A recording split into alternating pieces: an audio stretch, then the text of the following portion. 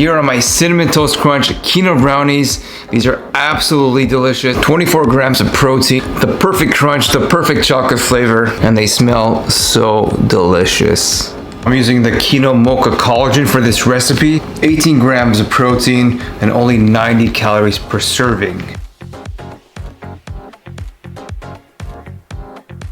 In a bowl, you're gonna mix 175 grams of non-fat Greek yogurt, 15 grams of Hershey's cocoa powder, 1 egg, 30 grams of Kino collagen, or you could use any whey protein, 50 grams of oats or oat flour, a quarter cup of unsweetened almond milk, a teaspoon of baking powder, and a pinch of salt.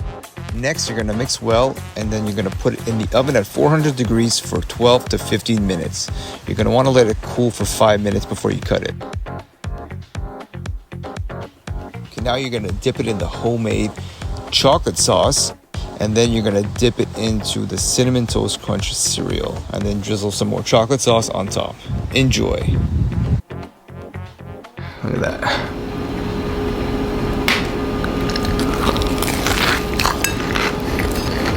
Got pieces falling everywhere. So moist. Really good. So good. Oh my god.